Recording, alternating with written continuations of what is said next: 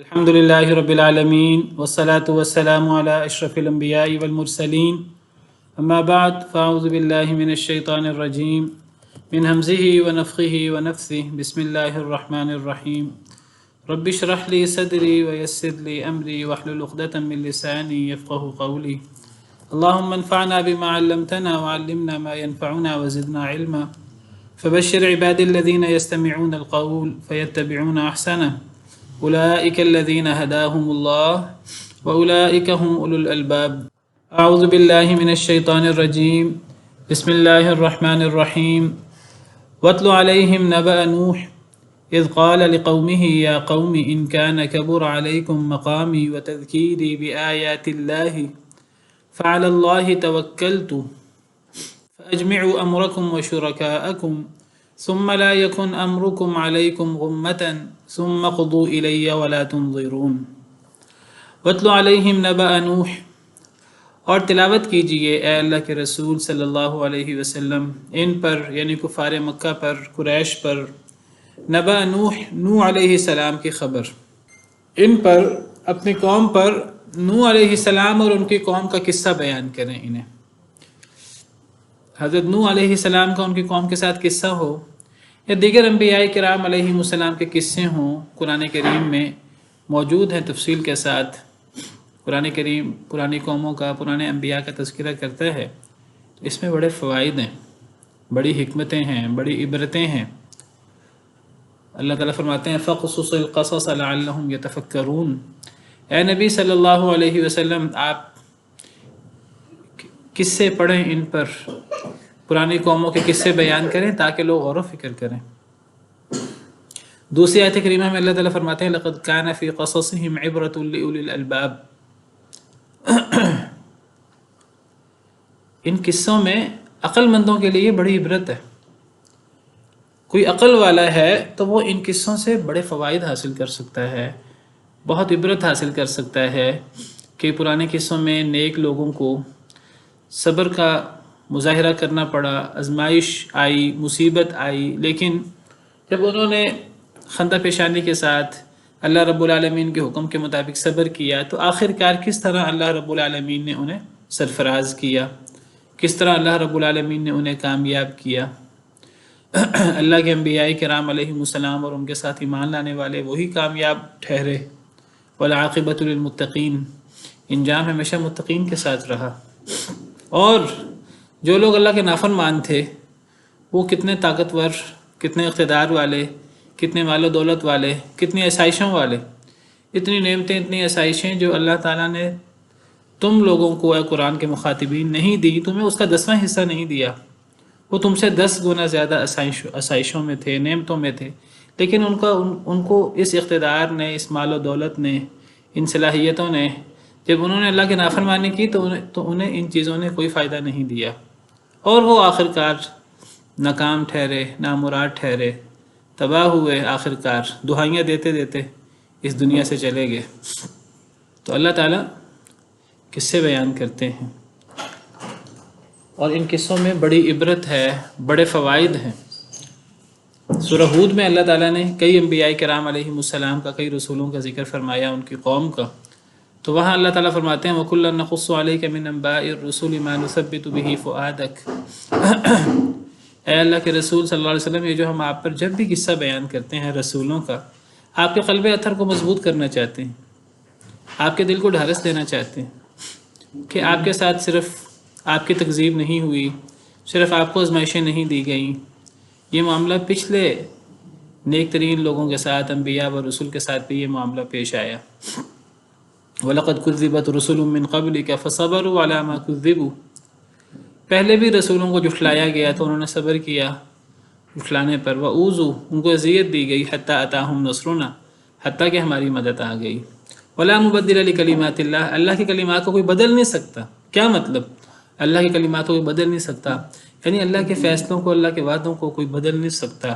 اللہ کا فیصلہ، اللہ کا وعدہ کیا ہے کہ وَكَانَ حَقًّا عَلَيْنَا نَصْرُ الْمُؤْمِنِينَ، ہم پر مؤمنین کی مدد کرنا حق ہے، لازم ہے۔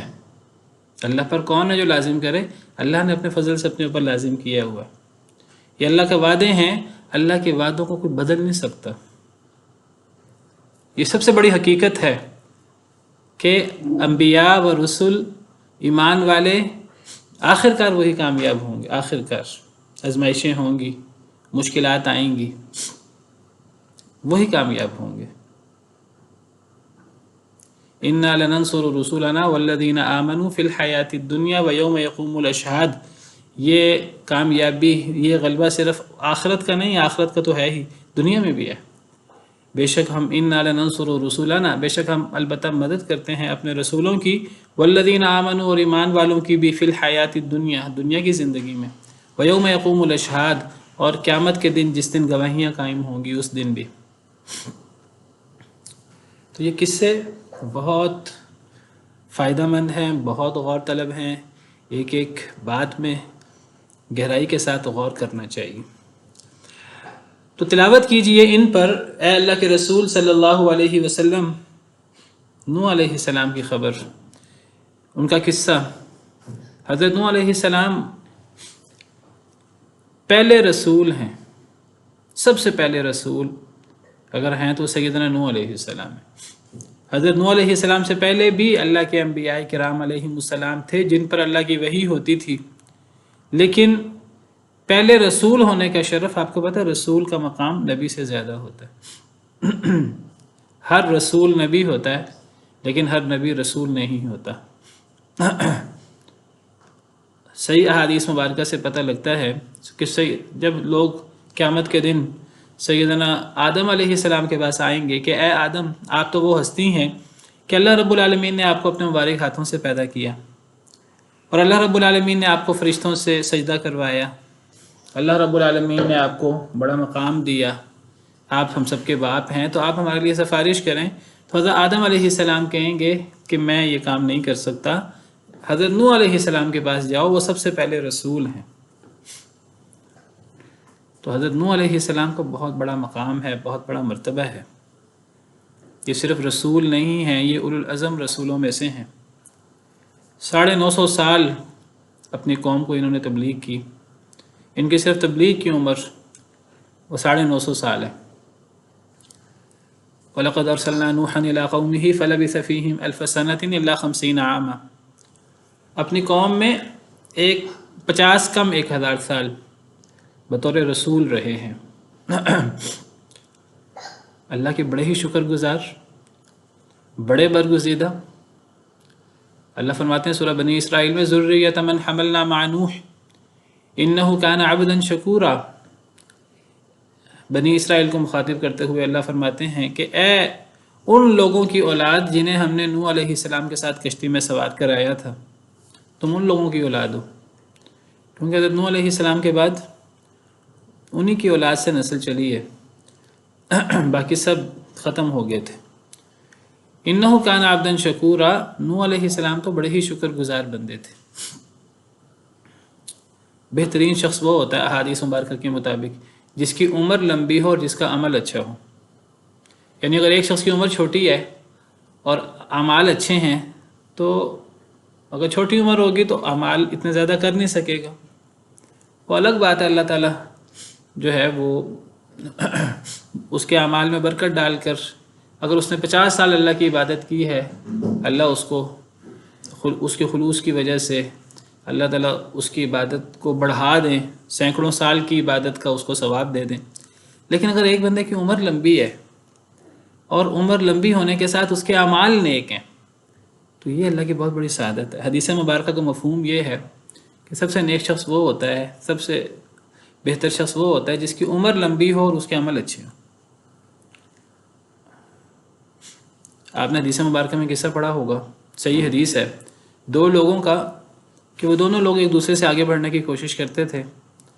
تو صحابہ کرام کو بھی پتہ تھا، ان کے ساتھیوں کو. ان میں سے ایک شخص پہلے فوت ہو گیا، شہید ہو گیا ایک غزوہ کے اندر اللہ کے راہ میں لڑتے لڑتے، اور دوسرا شخص کوئی اس کے 1 سال کے بعد عام موت کا شکار ہوا، بستر پر بیمار ہو کر فوت ہو گیا. شہادت کی سعادت اسے نہیں مل سکی.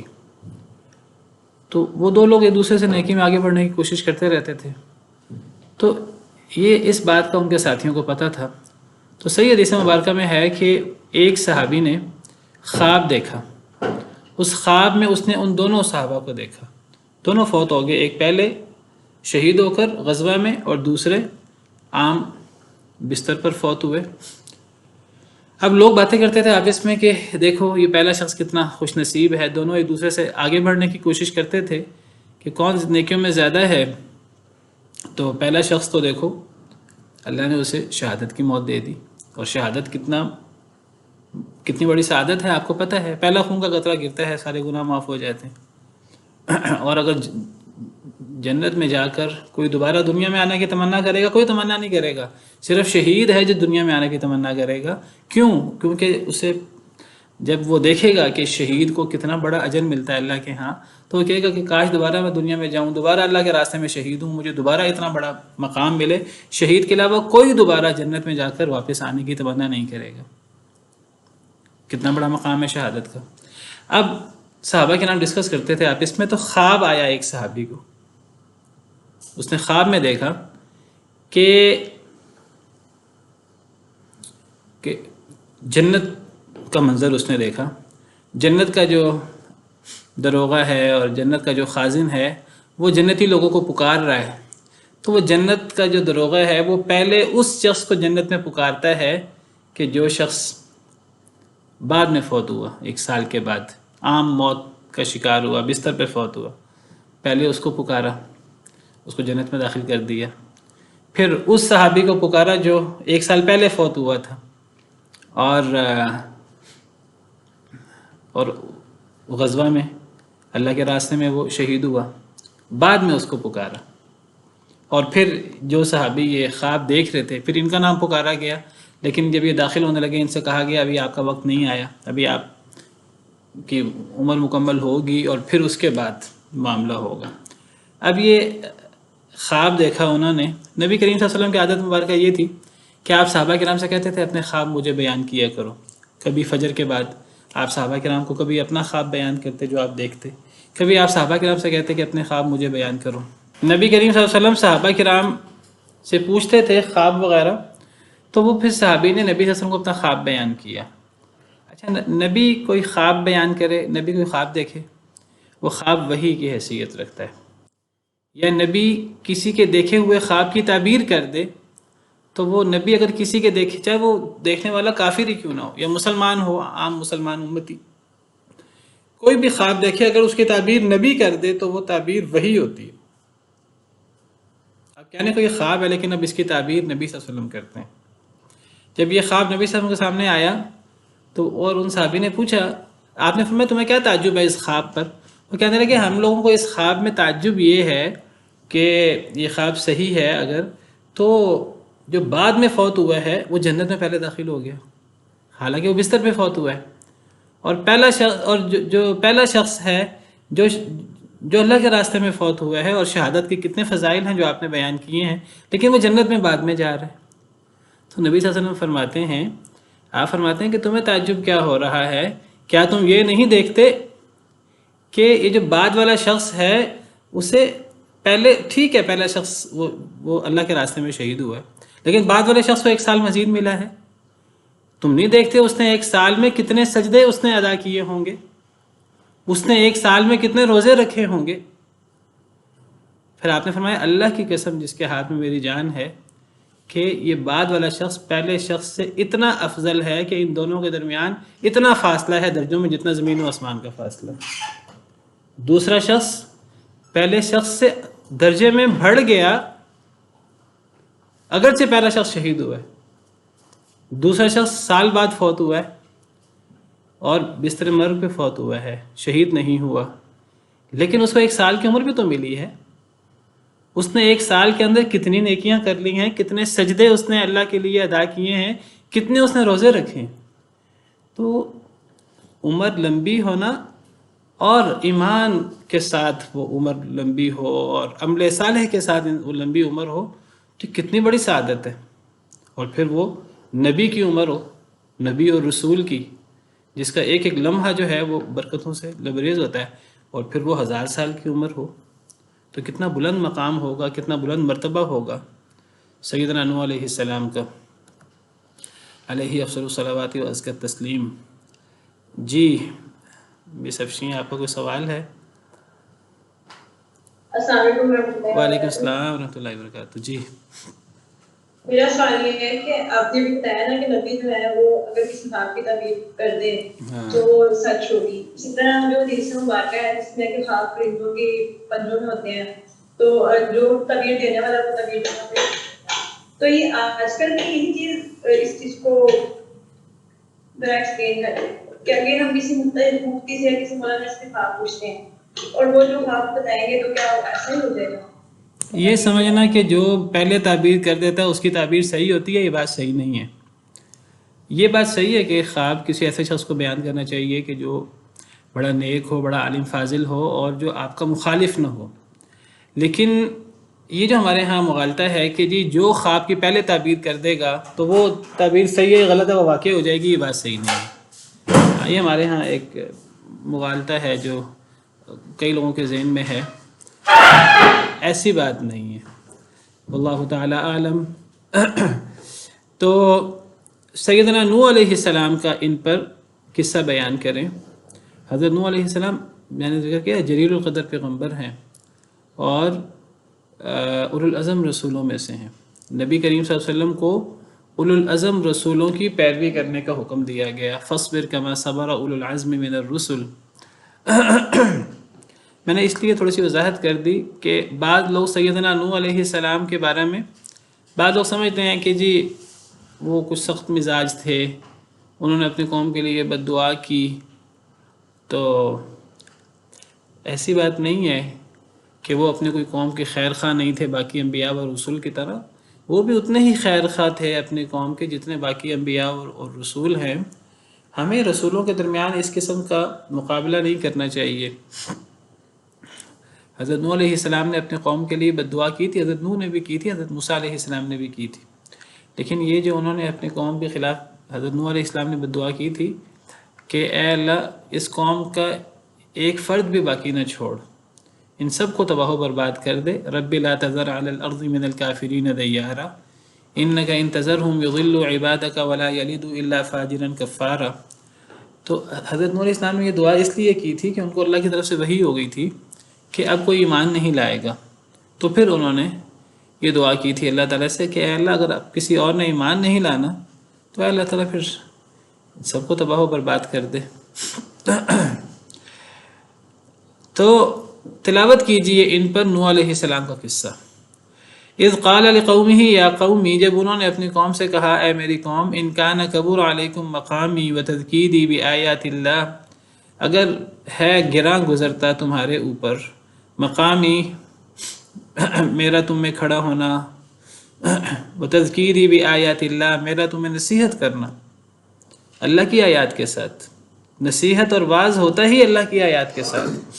یہ قصے کہانیوں سے واعظ نصیحت کرنا، لوگ سمجھتے ہیں جی قرآن حدیث تو لوگ سنتے رہتے ہیں، قرآن حدیث سے کئی دفعہ اثر نہیں ہوتا، تو ہمیں لوگوں میں اثر پیدا کرنے کے لیے ان کو کوئی واقعات سنانے چاہیے، ان واقعات سے بڑا اثر ہوتا ہے لوگوں پر۔ بعض لوگوں کا یہ نظریہ ہوتا ہے، اصل نصیحت اللہ کی آیات کے ساتھ ہوتی ہے۔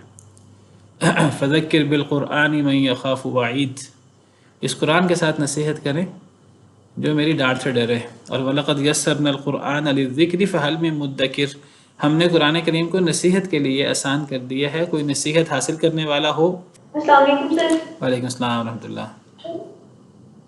مسلمانوں میں سے نصیحت جو آپ نے کہا ہے کہ مسلمانوں میں سے نصیحت کن لوگوں کو کرنی چاہیے، اس سے میری مراد یہ ہے کہ جو لوگ اٹینٹیو ہوں سننے کے لیے ان کو کرنی چاہیے، ان کو بھی کرنی چاہیے اور جو نہ ہوں ان کو بھی کرنی چاہیے، سب کی کرنی چاہیے۔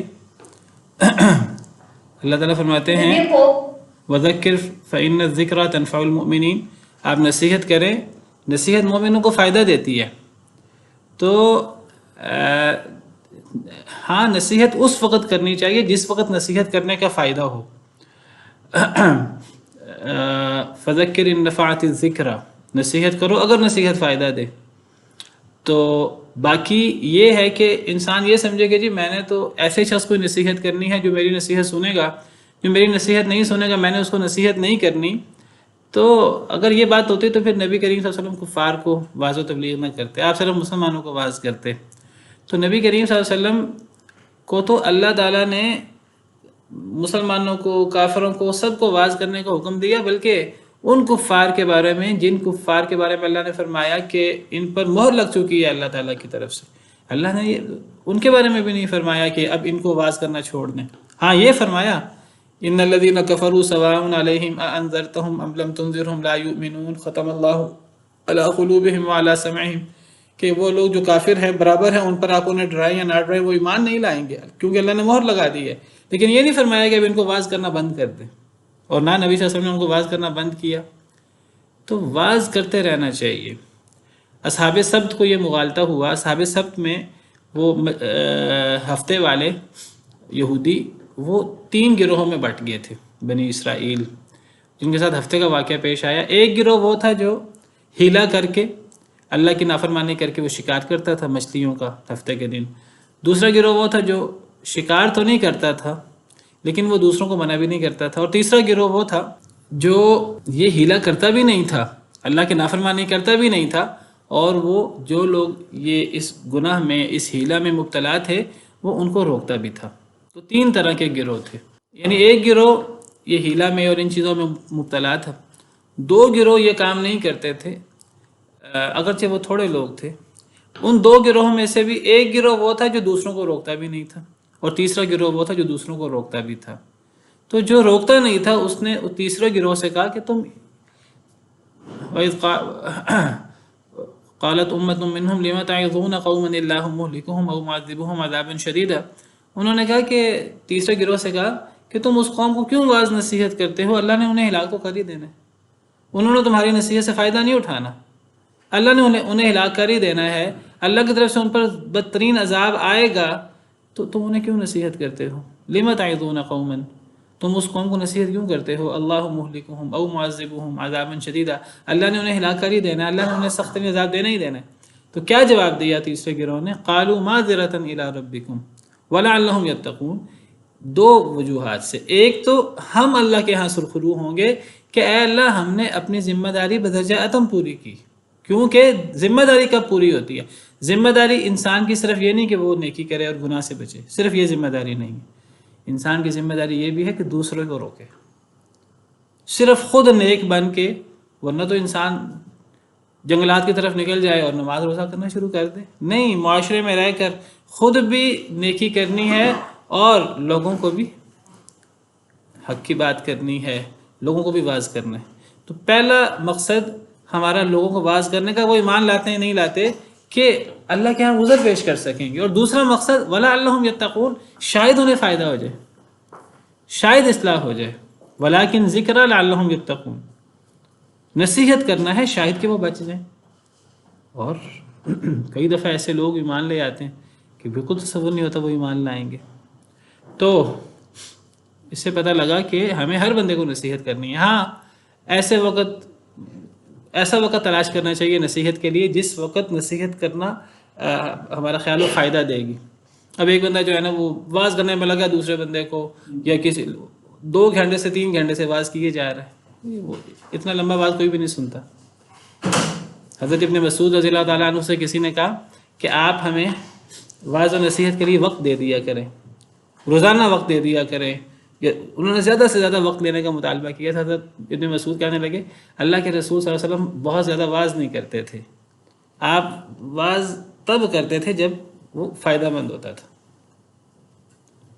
تو ہمارے ہاں کیا ہے، ہمارے ہاں لمبی لمبی تقریریں 2 گھنٹے 3 گھنٹے، نہیں، وہ وقت تھوڑا ہوتا ہے، انسان بہت لمبی نصیحت سننے کے لیے تیار نہیں ہوتا۔ تو نصیحت کرتے ہوئے یہ چیز ضرور مد نظر رکھنی چاہیے، حکمت کے ساتھ اور خیر خواہی کے ساتھ نصیحت کرنی چاہیے، اور نصیحت اس موقع پہ کرنی چاہیے جس موقع پر غالب گمان یہ ہو کہ نصیحت فائدہ دے گی۔ فذکر ان نفعت الذکر، نصیحت کریں اگر نصیحت فائدہ دے تو۔ باقی اس کا مطلب یہ نہیں ہے کہ اگر ہمیں یہ خیال ہو کہ نصیحت فائدہ نہیں دے گی تو ہم اس کو نصیحت کریں ہی نہ، تو یہ بات صحیح نہیں ہے۔ تو حضرت نوح علیہ السلام نے کہا اپنی قوم سے، میری قوم اگر تم پہ گرا گزرتا ہے میرا کھڑا ہونا اور میرا نصیحت کرنا اللہ کی آیات کے ساتھ، فعلی اللہ توکلت، تو مجھے تمہاری ناراضگی کی کوئی پرواہ نہیں ہے، میں اللہ پہ توکل کرتا ہوں، میں نے اللہ پہ توکل کیا۔ فَأَجْمِعُوا أَمْرَكُمْ وَشُرَكَاءَكُمْ، بس تم اکٹھا کر لو امرکم اپنے معاملے کو، وشرکاءکم اور اپنے شریکوں کو، ثم لا یکن امرکم علیکم غمۃ، پھر نہ ہو تمہارا معاملہ تمہارے اوپر مخفی چھپا ہوا، ثم قضوا الی، پھر فیصلہ کر دو میری طرف، ولا تنظرون، اور نہ تم مجھے ڈھیل دو، مجھے مہلت بھی نہ دو۔ یہ وہ بات ہے، یہ وہ رویہ ہے جو سیدنا نوح علیہ السلام نے پیش کیا، جو ہر نبی اور رسول اپنی قوم کے سامنے پیش کرتا ہے۔ یہ وہ اللہ پہ توکل ہے اور اللہ پر بھروسہ ہے جو حضرت نوح علیہ السلام نے پیش کیا، اور یہ کام ہر نبی اور رسول کرتا ہے، اور ان کے ورثاء جو انبیاء کے ورثاء ہیں، اللہ کے دین کے داعی، وہ یہ کام کرتے ہیں۔ یعنی جب بھی کوئی بندہ اللہ کے دین کی دعوت دے حکمت کے ساتھ، دانائی کے ساتھ، لوگوں کے وقت کا، دیکھیے حضرت نوح علیہ السلام کے بارے میں آتا ہے، حضرت نوح علیہ السلام کہتے ہیں اے اللہ میں نے اپنی قوم کو رات کو بھی پکارا، دن کو بھی پکارا، خفیہ بھی پکارا، علانیہ بھی پکارا۔ سورہ نوح کا مطالعہ کریں۔ قال یا قوم انی دعوت قومی لیلا ونہارا فلم یزدہم دعائی الا فرارا وإني كلما دعوتهم لتغفر لهم جعلوا أصابعهم في آذانهم واستغشوا ثيابهم وأصروا واستكبروا استكبارا ثم إني دعوتهم جهارا ثم إني أعلنت لهم وأسررت لهم إسرارا۔ کتنی جذبے کے ساتھ سیدنا نوح علیہ السلام نے اپنی قوم کو دعوت دی، اور لمبا عرصہ۔ اب جب کوئی دعوت دیتا ہے اپنی قوم کو، چاہے وہ حکمت کے ساتھ، دانائی کے ساتھ دے، قوم آگے سے مخالف ہو جاتی ہے۔ ہمیشہ قوم، یعنی ہم سمجھتے ہیں قوم تب مخالف ہوتی ہے جب ایک بندہ صحیح طریقے سے دعوت نہیں دے رہا، نہیں، ایک بندہ صحیح طریقے سے دعوت دے پھر بھی قوم مخالف ہو جاتی ہے۔ یعنی جب لوگوں کے عقائد پر زد پڑتی ہے تو لوگ مخالف ہو جاتے ہیں۔ یہ نہیں ہوتا کہ اگر ایک بندہ حکمت کے ساتھ، دانائی کے ساتھ دعوت دے گا ہمیشہ اس کی دعوت کو بڑی خوشی سے قبول کیا جائے گا، ایسے نہیں ہوتا۔ دیکھیے امتی اور جو عام لوگ ہوتے ہیں، ہم کہہ سکتے ہیں کہ جی ان کی دعوت دینے کے انداز میں سختی آ جاتی ہے، یا حکمت وہ نہیں رکھ پاتے، لوگ ان کے مخالف ہوتے ہیں، لوگ انہیں برا بلا کہتے ہیں۔ لیکن دیکھیے انبیاء اور رسول کو لوگوں نے برا بلا کہا، انبیاء اور رسول کو دعوت دینے سے منع کیا، اور انبیاء اور رسول کو دعوت دینے سے روکا۔ جب لوگوں کے عقائد پر زد پڑتی ہے تو پھر آگے سے لوگ مخالفت کرتے ہیں، اور صرف مخالفت نہیں کرتے، مخالفت کرتے کرتے وہ گالم گلوچ، تکلیفیں دینے پر اتر آتے ہیں، زبانی بھی، جسمانی بھی، قتل و غارت تک بھی اتر آتے ہیں۔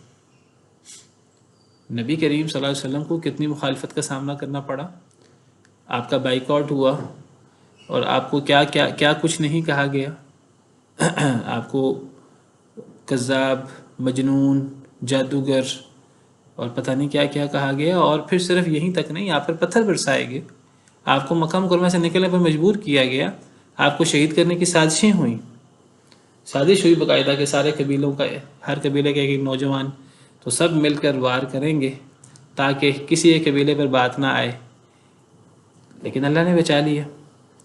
پھر مدینہ منورہ میں کتنی سازشیں ہوئیں۔ تو حضرت نوح علیہ السلام اپنی قوم کو کہہ رہے اگر میرا تمہیں کھڑا ہونا اللہ کی دین کے لیے، اللہ کی آیات کے ساتھ تمہیں نصیحت کرنا برا لگتا ہے، میں اس کو چھوڑ نہیں سکتا۔ میں حق بات کر رہا ہوں، میں غلط بات نہیں کر رہا، میں تمہیں حق بات کی دعوت دیتا رہوں گا، تمہارے کفر و شرک بدعات میں وہ واضح کرتا رہوں گا، تمہیں اللہ کی طرف دعوت دیتا رہوں گا۔ اگر تمہیں میری دعوت بری لگتی ہے اور تم مجھے میری دعوت سے روکنا چاہتے ہو، تم مجھے زبردستی روکنا چاہتے ہو، تو تم سب مل جاؤ، میں نہیں رکنے والا۔ میں نے اللہ پہ توکل کیا ہے، پوری دنیا میری مخالف ہو جائے، میں اکیلا ہوں اپنی جگہ پر، پوری دنیا میری مخالف ہو جائے، تم اپنے سارے ساتھیوں کو اکٹھا کر لو، اپنے ساتھیوں نے تم اپنے معبودوں کو بھی اکٹھا کر لو۔ تم یہ جو بار بار دھمکی دیتے ہو، اکثر لوگ دھمکی دیتے ہیں، خاص طور پہ مشرک لوگ، کہ اگر آپ نے ان کے نام نہاد بزرگ ہوتے ہیں، نام نہاد معبود ہوتے ہیں، اگر آپ نے ان کو یہ کہا کہ وہ ان کے پاس کوئی پاور نہیں، کوئی اختیار نہیں ہے، تو وہ تمہیں بیمار کر دیں گے، وہ یہ کر دیں گے، وہ تمہارا نقصان کر دیں گے، وہ کاروبار میں گھاٹا ڈال دیں گے، وہ تمہیں مصیبت آ جائے گی، اور یہ ہو جائے گا، وہ ہو جائے گا. تو حضرت نوح علیہ السلام فرماتے ہیں میرا تو اللہ پہ توکل ہے، تم خود بھی اکٹھے ہو جاؤ، اپنے شریکوں کو بھی اکٹھے کر لو، اور سب میرے خلاف چال چلو، اور جو تم نے تدبیر کرنی ہے میرے خلاف اس تدبیر کو خفیہ بھی نہ کرو. ثم لا یکن امرکم علیکم غمہ، تمہارا یہ معاملہ تمہارے اوپر مخفی بھی نہ ہو، اس کو علل اعلان کرو، مجھے کوئی پرواہ نہیں ہے تمہاری مخالفت کی. یعنی یہ نہیں ہے کہ تمہاری کثرت اور تمہاری مخالفت کی وجہ سے میں حق بات کرنا بند کر دوں گا، میں حق بات کرتا رہوں گا. تم مجھے حق بات سے نہیں روک سکتے، مجھے اس کے لیے جان بھی قربان کرنی پڑے تو جان بھی قربان کر دوں گا. میرا اللہ پہ توکل ہے. تم نے جو میرے خلاف چال چلنی ہے، تم اپنا مضبوط ایک ارادہ کرو، اپنے شریکوں کو اکٹھا کرو، اپنے معاملے کو، اپنی تدبیر کو مخفی بھی نہ رکھو، سب لوگوں میں اعلان بھی کر دو، سب لوگ میرے مخالف ہو جائیں، پھر سب مل کر میرا کام تمام کرو، مجھے مہلت بھی نہ دو. میں یہ بھی نہیں کہتا مجھے 6 مہینے کی مہلت دے دو، میں کوئی اپنا انتظام کر لوں، مجھے 2 مہینے کی مہلت دے دو، مجھے مہلت بھی نہ دو، جو تم نے میرے خلاف کارروائی کرنی ہے کر لو. یہ وہ اللہ پہ توکل کا مظاہرہ ہے جو ہر نبی نے اپنی قوم کے سامنے کیا ہے. انہی الفاظ کے ساتھ قرآن کریم میں کئی انبیاء و رسول کی زبانی کے دعویٰ موجود ہے. حضرت ہود علیہ السلام کے حوالے سے قرآن کریم میں موجود ہے. حضرت ہود نے بھی یہی کہا تھا جب ان کو ان کی قوم نے کہا، وہی جو عام طور پہ مشرک کہتے ہیں کہ یہ اگر تم ہمارے معبودوں کو کہو گے کہ یہ معبود کچھ نہیں کر سکتے، یہ معبود ہے نہیں، یہ حاجت روا مشکل کشا نہیں ہے، یہ نفع نقصان کے مالک نہیں ہے، تو ہمارے معبود آپ کو نقصان پہنچائیں گے. جب حضرت ہود کو ان کی قوم نے یہ کہا تو حضرت ہود نے کہا قال انی اشہد اللہ واشہدوا، حضرت ہود نے کہا تھا میں اللہ کو گواہ بناتا ہوں، تم بھی گواہ رہو، انی بریء مما تشرکون، میں تمہارے شرک سے بیزار ہوں، من دونہ، اللہ کے علاوہ، اللہ کے علاوہ تمہارے جتنے معبود ہیں میں تمام معبودوں سے بیزار ہوں. فکیدونی جمیعا، تم سب میرے خلاف چال چلو، ثم لا تنظرون، مجھے ڈھیل بھی نہ دو. انی توکلت علی اللہ ربی و ربکم، میں نے تو اللہ پر توکل کیا جو میرا بھی رب ہے تمہارا بھی رب ہے. یہ اللہ پہ توکل کا مظاہرہ ہر نبی، ہر ولی کرتا ہے، اور وہ اللہ کے دین کی دعوت دیتے ہوئے وہ ڈرتا نہیں ہے، وہ اپنی جان کی، اپنے مال کی، اپنی اولاد کی، کسی چیز کی پرواہ نہیں کرتا.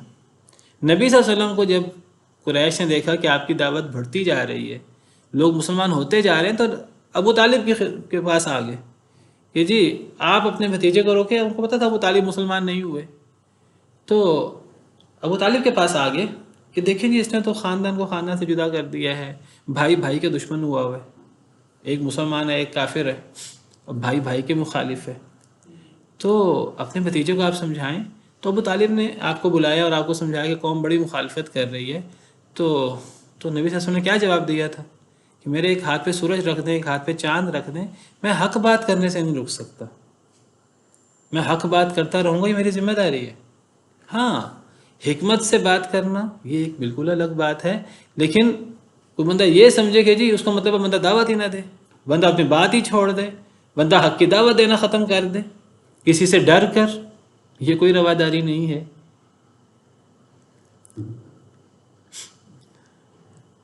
ہر نبی نے کہا کہ میرا دین ہے، میرا عمل ہے، تمہارا دین ہے غلط ہے، تمہارا عمل ہے غلط ہے، میں اپنے دین کو، اپنے عمل کو نہیں چھوڑ سکتا تمہارے دین اور تمہارے عمل کی وجہ سے، اور میں حق بات کی دعوت دیتا رہوں گا. انبیاء کرام علیہم السلام مخالف فریق کو اور اس کے بزرگوں کو گالی نہیں دیتے، برا نہیں کہتے، لیکن وہ حق ضرور بیان کرتے ہیں کہ وہ معبود نہیں ہے. اگر کسی کو یہ برا لگے کہ کوئی میرے معبود کو یہ کہہ رہا ہے کہ یہ حاجت روا مشکل کشا نہیں ہے، یہ معبود نہیں ہے، اس کو پوجنا نہیں چاہیے، اس سے دعا نہیں کرنی چاہیے،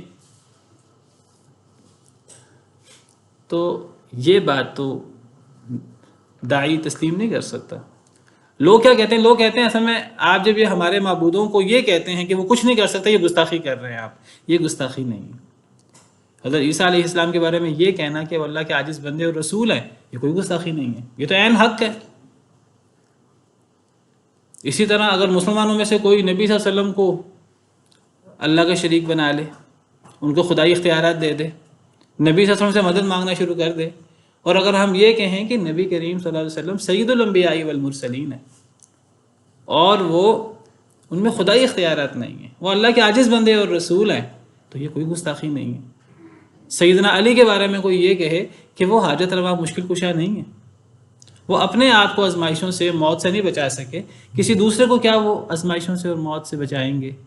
یہ حضرت علی رضی اللہ تعالیٰ عنہ کی ہرگز گستاخی نہیں ہے۔ تو حضرت نوح علیہ السلام نے کہا، نبی صلی اللہ علیہ وسلم نے بھی یہی توکل کا مظاہرہ پیش کیا ہے اپنی قوم کے سامنے، سورہ اعراف میں موجود ہے۔ نبی صلی اللہ علیہ وسلم نے فرمایا، سورہ اعراف آیت نمبر 195-96، نبی صلی اللہ علیہ وسلم نے اپنی قوم سے کہا کہ یہ جو معبود ہیں جن کو تم لات منات عزا کو اور تم نے حضرت ابراہیم حضرت اسماعیل کے بت بنا رکھے ہیں، کیا ان کی ٹانگیں ہیں جن سے یہ چلتے ہیں؟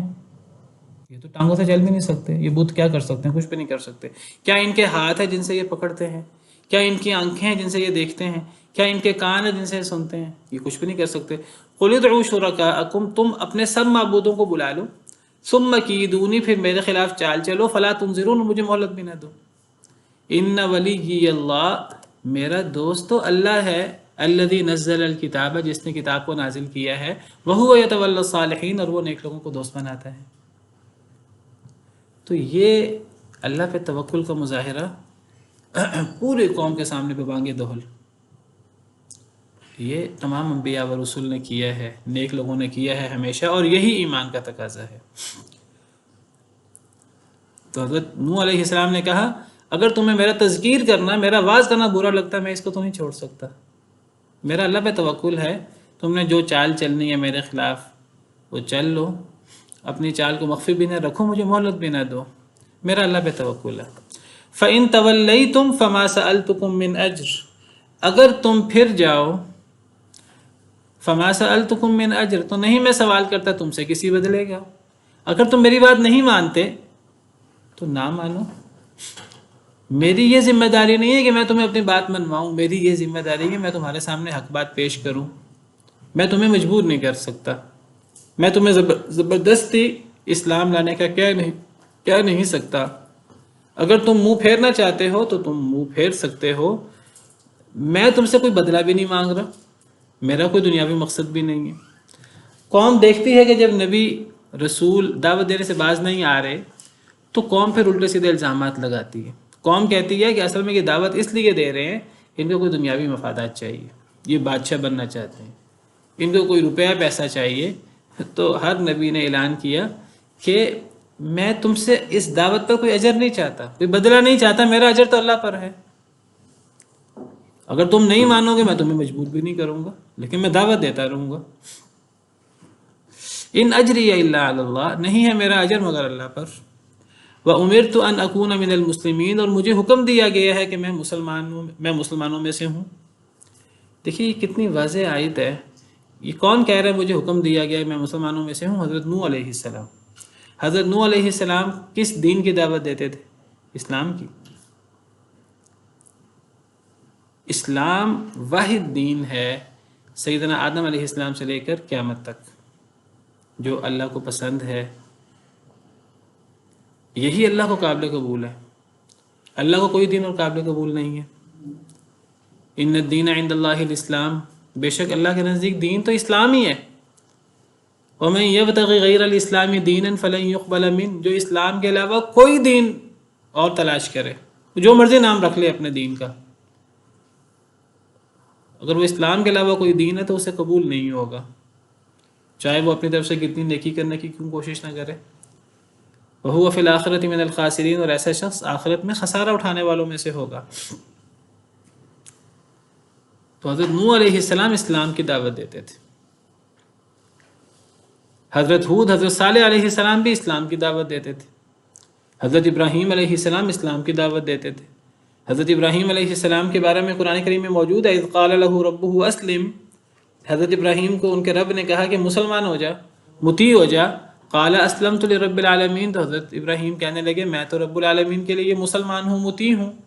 اور اسی اسلام جو توحید کا نام ہے، اللہ کی فرما برداری کا نام ہے، اللہ کی باتیں ماننے کا نام ہے، اسی کی وصیت ابراہیم علیہ السلام نے، یعقوب علیہ السلام نے اپنی اولاد کو بھی کی۔ ووصى بها ابراہیم بنیہ ویعقوب یا بنی ان اللہ اصطفى لکم الدین، اے میرے بچوں اللہ نے تمہارے لیے یہ دین کو پسند کیا۔ کون سا دین؟ آگے آ رہا ہے فلا تموتن الا وانتم مسلمون، تم ہرگز نہ مرنا مگر اس حال میں کہ تم مسلمان ہو۔ حضرت ابراہیم، حضرت یعقوب جو تمام نبیوں کے بنی اسرائیل نبیوں کے باپ ہیں، حضرت یعقوب جن کا لقب اسرائیل ہے، حضرت ابراہیم نے بھی اپنی اولاد کو یہ وصیت کی، حضرت یعقوب علیہ السلام نے بھی اپنی اولاد کو یہ وصیت کی۔ حضرت موسیٰ کا دین بھی اسلام تھا۔ وقال موسیٰ یا قوم ان کنتم آمنتم باللہ فعلیہ توکلوا ان کنتم مسلمین، اے میری قوم اگر تم مسلمان ہو تو پھر تمہیں اللہ پہ توکل کرنا چاہیے۔ حضرت موسیٰ علیہ السلام کی کتاب تورات، اس کو ماننے والے سارے نبی مسلمان تھے۔ انا انزلنا التوراۃ فیہا ھدی ونور یحکم بہا النبیون الذین اسلموا للذین ھادوا، ہم نے تورات نازل کی جس میں ہدایت اور نور ہے۔ اس تورات کے مطابق وہ نبی جو مسلمان تھے وہ فیصلہ کرتے رہے۔ یحکم بہا النبیون الذین اسلموا، حضرت یوسف علیہ السلام وہ بھی مسلمان تھے، ان کی مشہور دعا ہے رب توفنی مسلما والحقنی بالصالحین، اے اللہ مجھے اسلام پر فوت کرنا، مجھے نیک لوگوں میں میرا شمار کرنا۔ حضرت عیسیٰ علیہ السلام کا دین بھی اسلام ہے۔ فلما احس عیسیٰ منہم الکفر قال من انصاری الی اللہ، جب حضرت عیسیٰ علیہ السلام نے اپنی قوم سے کفر کو محسوس کیا تو کہنے لگے من انصاری الی اللہ، اللہ کے دین کے غلبے میں میرا مددگار کون ہے؟ قال الحواریون نحن انصار اللہ آمنا باللہ واشہد بأننا مسلمون، تو حواریوں نے کہا کہ ہم اللہ کے دین میں آپ کے مددگار ہیں، ہم اللہ پر ایمان لاتے ہیں، آپ گواہ رہیں کہ ہم مسلمان ہیں۔ وَإِذَا أُوحِيتُ إِلَى الْحَوَارِيِّينَ أَنْ آمِنُوا بِي وَبِرَسُولِي قَالُوا آمَنَّا وَاشْهَدْ بِأَنَّنَا مُسْلِمُونَ، اللہ تعالیٰ کہتے ہیں میں نے حواریوں کو یہ الہام کیا کہ مجھ پر اور میرے رسول پر ایمان لاؤ، تو حواریوں نے کہا کہ اے اللہ آپ گواہ رہیں کہ ہم مسلمان ہیں۔ یہی دین اسلام نبی کریم صلی اللہ علیہ وسلم کا دین ہے۔ تمام انبیاء کرام علیہ السلام کا دین ایک ہے۔ دین کیا ہے؟ دین میں موٹے موٹے احکامات آتے ہیں۔ ہاں انبیاء کرام علیہ السلام کی جو شریعتیں ہیں ان میں ذیلی چیزوں میں تھوڑا تھوڑا فرق رہا ہے۔ لِكُلٍّ جَعَلْنَا مِنْكُمْ شِرْعَةً وَمِنْهَاجًا، اللہ فرماتے ہیں کہ ہر قوم کے لیے ہم نے شریعت اور منہاج الگ الگ بنائے ہیں۔ تو شریعتیں فرق ہو سکتی ہیں، دین تمام نبیوں کا ایک ہے۔ تمام نبی حضرت آدم سے لے کر نبی صلی اللہ علیہ وسلم تک دین اسلام لائے تھے اور اسی کی دعوت دیتے رہے۔ ہاں شریعتوں کا فرق ہو سکتا ہے، حضرت نوح کی شریعت، حضرت موسیٰ کی شریعت، حضرت عیسیٰ کی شریعت، نبی کریم صلی اللہ علیہ وسلم کی شریعت، شریعتوں کا فرق ہو سکتا ہے تھوڑا تھوڑا۔ مثلا نماز ہر دین میں ہے، وقتیں کتنی ہے، وقت کیا ہے، اس میں فرق ہو سکتا ہے۔ اسی لیے نبی صلی اللہ علیہ وسلم نے فرمایا کہ تمام انبیاء کرام علیہ السلام ایسے ہیں جیسے باپ شریک بھائی، ان کے دین ایک ہے، ان کی مائیں مختلف ہیں، حدیث مبارکہ کا مفہوم ہے۔ کیا مطلب؟ یعنی جس طرح نسب میں اصل باپ ہوتا ہے تو تمام انبیاء کرام علیہ السلام باپ شریک بھائیوں کی طرح ہیں، جیسے جن کا باپ ایک ہو، یعنی دین کی بنیادیں ان کی ایک ہیں۔ مائیں مختلف ہو سکتی ہیں، یعنی شریعت، چھوٹے احکام، ذیلی احکام مختلف ہو سکتے ہیں۔ اب دیکھیے جب دین تمام انبیاء کا دین اسلام ہے، اب حضرت موسیٰ کا دین بھی یہی ہے، حضرت عیسیٰ کا دین بھی یہی ہے، اگر یہودی اپنے دین کا نام یہودیت رکھ لیں، اب سیدھی سی بات ہے یہودیت اسلام نہیں ہے، انہوں نے اس کے اندر کچھ تحریفات کی ہیں، اب وہ کہتے ہیں ہم یہودی ہیں، ہمارا دین یہودیت ہے، اور یہ حضرت موسیٰ لائے تھے، یہ غلط بات ہے۔ عیسائی کہ ہم عیسائی ہیں، ہمارا دین عیسائیت ہے، ہم مسلمان نہیں ہیں، انہوں نے اپنی طرف سے دین میں تبدیلیاں کر کے اسے عیسائیت کا نام دے دیا۔ تمام نبیوں کا، رسولوں کا دین اسلام ہے، نبی صلی اللہ علیہ وسلم کا دین بھی یہی ہے۔ اب کوئی یہ کہے کہ نہیں ہمارا دین اسلام نہیں ہے، ہم تو اسلام کسے کہتے ہیں؟ اللہ کی کتاب اور نبی کے فرمان کو۔ ہر نبی کے دور میں کوئی قوم، کوئی بندہ کتاب اور سنت کو چھوڑتا ہے اور کسی اور چیز کی دعوت دیتا ہے، وہ دین اسلام سے ہٹ جاتا ہے۔ سب کو دین اسلام پر گامزن رہنا چاہیے، دین اسلام کی دعوت دینی چاہیے۔ کوئی بندہ کسی اور چیز کی دعوت دے وہ پھر دین اسلام پر نہیں ہے۔ جب یہ یہودیوں عیسائیوں سے قبول نہیں ہے تو امت محمدیہ سے کیسے قبول ہو سکتا ہے؟ ہم سب کا دین اسلام ہے، اور یہی سیدنا آدم علیہ السلام سے چلا آ رہا ہے۔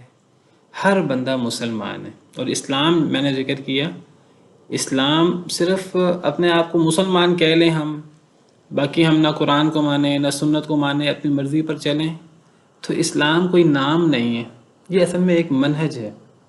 جو اس منہج کو چھوڑتا ہے، اسلام کیا ہے، جس کو صراط مستقیم بھی آپ کہہ سکتے ہیں، وہ اپنے آپ کو اللہ کے سامنے سر جھکانا ہے، وہ قرآن اور سنت کو ماننا ہے۔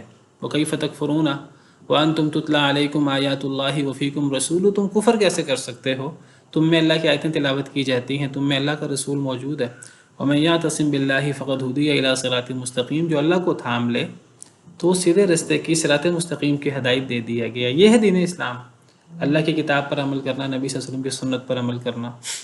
تو صرف نام نہیں، بلکہ جو اصل منہج ہے، جو اصل مراد ہے اسلام سے، ایک بندہ اصل منہج پہ ہوتے ہوئے وہ اپنے آپ کو اپنا کوئی نام رکھ لے کسی مناسبت سے، جس طرح لوگوں کے نام ہوتے ہیں، میرا نام انس ہے، کسی کا نام کوئی اور ہے، کسی کا نام کوئی اور ہے، تو کوئی بھی نام رکھا جا سکتا ہے۔ مہاجرین تھے مکہ کے لوگ، ان کو مہاجرین کہا گیا ہجرت کرنے کی وجہ سے، تو مہاجرین کہنا منع نہیں ہے ان کو، کیونکہ مہاجرین کہنے سے انہوں نے قرآن اور سنت کو چھوڑ نہیں دیا، وہ کتاب و سنت پہ سب سے زیادہ عمل کرنے والے تھے، ان کی ہجرت کی وجہ سے انہیں مہاجرین کہا گیا۔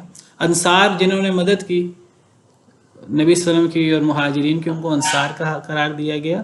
تو انصار نام رکھنے میں کوئی حرج نہیں ہے اگر منہج اسلام والا ہو، اور ان کا منہج بدرجہ اتم اسلام تھا۔ اصحاب بدر، اصحاب شجرہ، کوئی حرج نہیں ہے ان کو کہنے میں، کیونکہ ان سب کا منہج اسلام تھا۔ کوئی اپنی نسبت، کوئی مکہ میں رہنے والا کہ جی میں مکی ہوں، کوئی کہ میں مدنی ہوں، کوئی کہ میں کوفی ہوں، کوئی اپنی نسبت کسی شہر کی طرف کر دے، کوئی اپنی نسبت کسی استاد کی طرف کر دے، کوئی حرج نہیں ہے اگر منہج اسلام ہے۔ تو مسئلہ کب ہے؟ جب منہج اگر چینج ہو جائے، اسلام یعنی قرآن اور سنت کی پیروی کرنے کی بجائے اگر ہمارا عقیدہ اور ہمارا منہج یہ ہو کہ ہم نے کچھ بزرگوں کو ہم منتخب کر لیں، ہم کہیں کہ جو بات یہ کہیں گے ہمارا دین وہ ہے، ہمارے نزدیک ہم نماز اس طرح پڑھیں گے جس طرح فلاں کہے گا، ہم نکاح و طلاق کا وہ معاملہ رکھیں گے جو فلاں بزرگ نے کہہ دیا ہے، اب ہم اس کی تقلید شخصی کریں گے، تو پھر آپ دین اسلام سے ہٹ جاتے ہیں۔ اگر دین اسلام پر آپ ہیں، کتاب و سنت پر عمل کرنے والے ہیں، کوئی بندہ اپنے آپ کو حنفی کہلوائے، کوئی مالکی کہلوائے، کوئی دیوبندی کہلوائے، کوئی بریلوی کہلوائے، کوئی شیعہ کہلوائے، کوئی حرج نہیں ہے، لیکن اگر یہ کہلوا کر ہم اصل منہج سے ہٹ جاتے ہیں تو پھر ہم اسلام کو چھوڑ دیتے ہیں۔ پھر اس میں اور یہودیت عیسائیت میں کیا فرق ہے؟ یہودیت حضرت موسیٰ کے دین، ان کا دعویٰ یہ ہے حضرت موسیٰ کے دین پر ہے، غلط دعویٰ ہے ان کا، کیونکہ انہوں نے خود اضافے کر لی ہیں۔ عیسائیوں کا دعویٰ ہے حضرت عیسیٰ کے دین پر رہیں، انہوں نے اس کے اندر رہبانیت، حضرت عیسیٰ اللہ کے بیٹے ہیں، اللہ ہیں، یہ غلط چیزیں شامل کر لی ہیں، تو اب وہ اسلام نہیں رہ گیا، وہ عیسائیت ہے۔ جو بندہ کتاب و سنت کے اندر اور چیزیں شامل کر لے، کتاب و سنت کو اپنا رہبر اور رہنما کی بجائے اور چیزوں کو شامل کر لے، پھر وہ کہے کہ میں مسلمان بھی ہوں اور میں فلاں بھی ہوں، تو پھر وہ دین اسلام سے ہٹ جاتا ہے۔ اسلام نام ہے اللہ اور اللہ کے رسول کی بات ماننے کا۔ تو بہرحال اللہ تعالیٰ فرماتے ہیں فَكَذَّبُوهُ، حضرت نوح علیہ السلام کی قوم نے حضرت نوح کو جھٹلایا، فَنَجَّيْنَاهُ، تو ہم نے نوح علیہ السلام کو نجات دی، والذین ومن معه، اور جو ان کے ساتھ تھے، حضرت نوح علیہ السلام کے ساتھ تھی 80 کے قریب، ان سب کو اللہ نے نجات دی، فی الفلک کی کشتی میں، وجعلناہم خلائف، اور ہم نے ان کو خلیفہ بنا دیا، جانشین بنا دیا۔ جانشین بنا دیا یعنی تمام لوگوں کو اللہ نے تباہ کر دیا، تمام انکار کرنے والوں کو، اور حضرت نوح اور وہ جو کشتی والے تھے، جو کشتی میں سوار ہوئے تھے، انہیں اللہ نے سب انکار کرنے والوں کو ہلاک کرنے کے بعد زمین کا خلیفہ اور جھٹلانے والوں کا خلیفہ حضرت نوح اور نیک لوگوں کو بنا دیا۔ وَأَغْرَقْنَا الَّذِينَ كَذَّبُوا بِآيَاتِنَا، اور ہم نے غرق کر دیا ان لوگوں کو جنہوں نے ہماری آیتوں کو جھٹلایا۔ فَانظُرْ كَيْفَ كَانَ عَاقِبَةُ الْمُنذَرِينَ، بس دیکھیے کیسے ہوا انجام ان لوگوں کا جنہیں ڈرایا گیا تھا، المنذرین، جنہیں ڈرایا گیا تھا، حضرت نوح کی قوم جو ایمان نہیں لائی، دیکھیے ان کا انجام کیا ہوا۔ سبحان ربک رب العزت عما یصفون وسلام علی المرسلین والحمد للہ رب العالمین۔